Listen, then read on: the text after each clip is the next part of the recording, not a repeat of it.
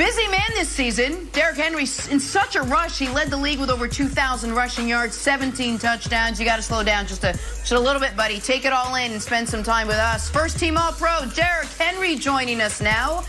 Derrick, good morning to you. Excited to have you here. Before we talk some football, I know you're partnering with Old Spice. Tell us a little bit about the work you're doing with them. Oh, yeah, well, it's been a tough year. For some guys, and sometimes the year's been so tough that some guys forget to do normal things that they do throughout the day, like maybe putting on deodorant. Well, Old Spice has come to your savior with this new quality scent cologne called Dynasty. Gives you the confidence to make it through your day and through the year, and it smells really good. So Old Spice is doing a great thing with this new cologne, quality scent deodorant. Ooh, Derrick, I got a question for you. Did you wear that when you were on the jet ski? Do you put it on when you're on the jet ski? For sure. All right, look, I've been campaigning. Stay with me here. I've been campaigning for you to win MVP for a long time, okay? For half the year. And the way I tried to illustrate this and to paint this picture for people was by using a jet ski. So it's a long story, but just stay with me, you'll figure it out. It started off at the beginning of the year with Russell Wilson actually on the front of the jet ski. Remember, he was the guy. He was the clear-cut leader. And then all of a sudden, he started throwing interceptions. And then here come Patrick Mahomes. Here come Aaron Rodgers. You know when you go on vacation, Derrick, and you put your little deodorant on and your Old Spice cologne? What happens? Everybody starts fighting. No, it's my turn to ride the jet ski. It's my turn to lead. So you had those guys going back and forth. And then halfway through the year, you just started coming out, stiff-arming people left and right, 150 yards here, 200 yards there. It was amazing. And then we start talking about other guys, and I was like, look, Derrick Henry, we got to have this discussion. So I had this as the illustration going into week 16. But my whole point, Derrick, was this. Let's go. If this guy goes over 2,000 yards, he has to be the MVP because it's a rare feat. There's only been 2 guys in the history of the NFL that's gone for over 2,000 yards plus 15 touchdowns. So after you went for it, this was the illustration. So I got 2 questions for you. 1, how do you feel about the illustration? And 2, do you feel like it'll be a snub if you don't win the MVP? Well, I love the illustration. I think it's pretty cool. I'm a Florida boy anyway. I appreciate the support, and you campaigned for me. And it's hard to say as far as being snubbed because I feel like Aaron Rodgers had a great year. So I mean, he's definitely well deserving for it. If I don't get it, hopefully I can take home some award. But I definitely appreciate the campaign. I think it's pretty cool and appreciate the support. Okay, see, now you're giving me the current player talk. See, we're trained. We go through media training every year, take the high road, say what we're supposed to say.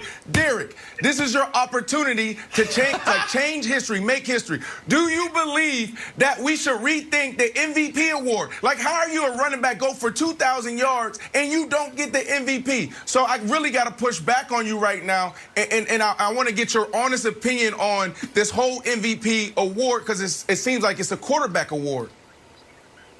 Yeah, I mean, I think you put it right on the head. It's a QB award. It's a passing league nowadays. So I don't think the running back gets much credit in the league nowadays as far as rushing and touchdowns. It's more of quarterback if he's consistent in playing at a high level throughout the year and consistent in his play. Then I think just right there on the platter for the quarterback to win it. Do I think I have a chance to win it? Maybe a little bit, but as long as the quarterback's playing at a high level, then they always gonna get the first hand to it. Well, so Derrick, this is interesting because the reason it's turned into a quarterback award is because the vast majority of teams go as their quarterback goes. That is not the case in Tennessee. And Tannehill, by the way, since he's taken over, has been exceptional. but you are the engine that has made that team go for the last 2 seasons. And we talked to you last year when you were the best running back in football, and shortly after we talked to you, you got a very well-deserved contract extension. But there were a lot of folks, particularly folks in the analytics community, of which I dabble in, saying, as great as Derrick Henry was, what are the odds he can duplicate it? It's a tough position, a lot of wear and tear. Paying running backs hasn't worked out.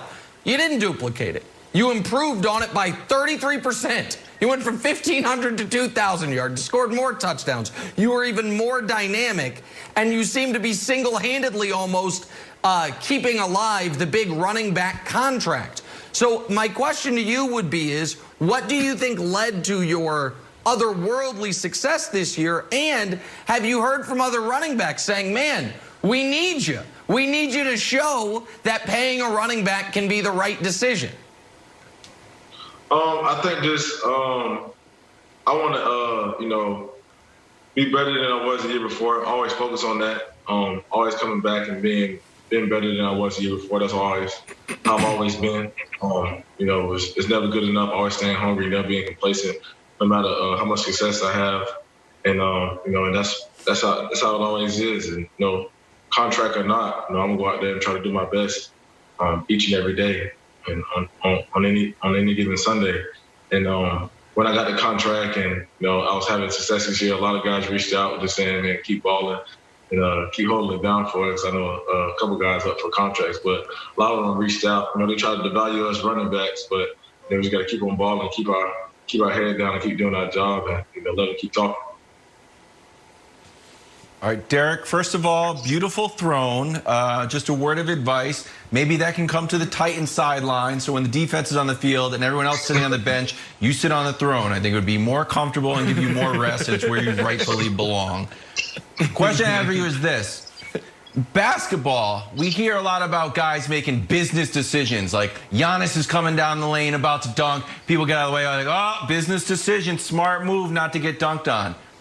The stiff arms that you delivered this year made me think, you know what?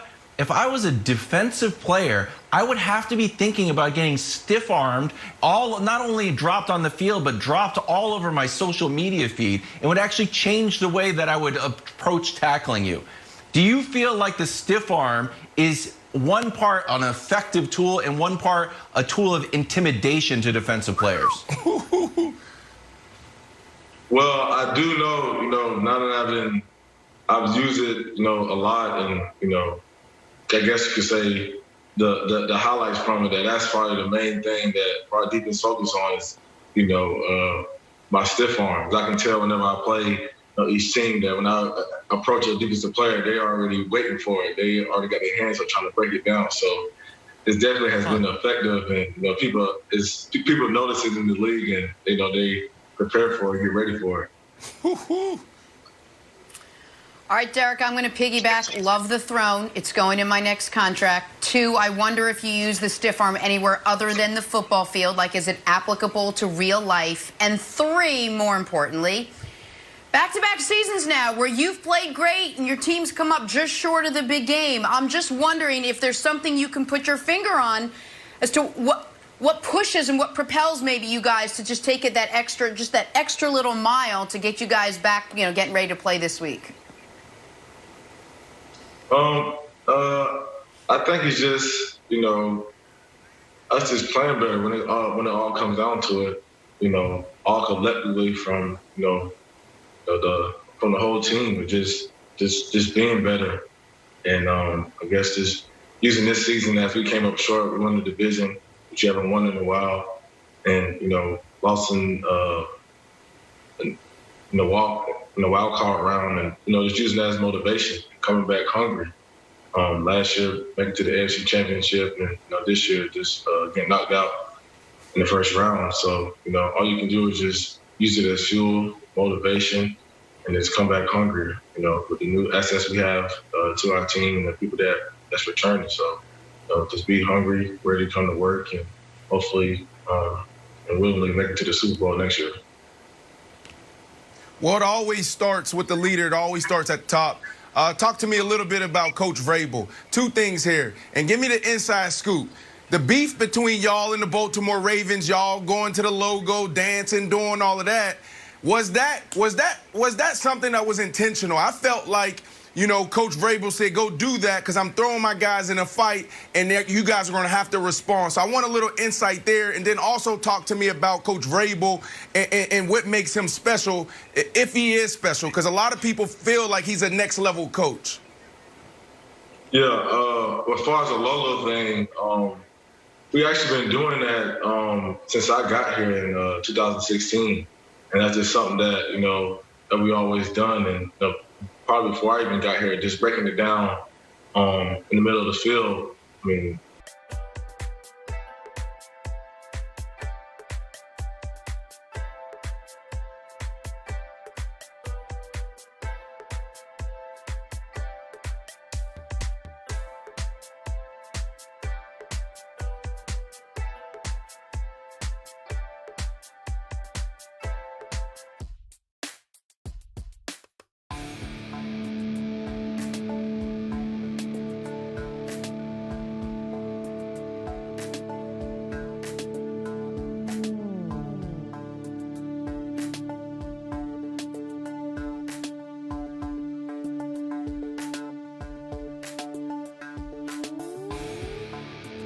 had those guys going back and forth. And then halfway through the year, you just started coming out, stiff-arming people left and right, 150 yards here, 200 yards there. It was amazing. And then we start talking about other guys, and I was like, look, Derrick Henry, we got to have this discussion. So I had this as the illustration going into week 16. But my whole point, Derrick, was this. Let's go. If this guy goes over 2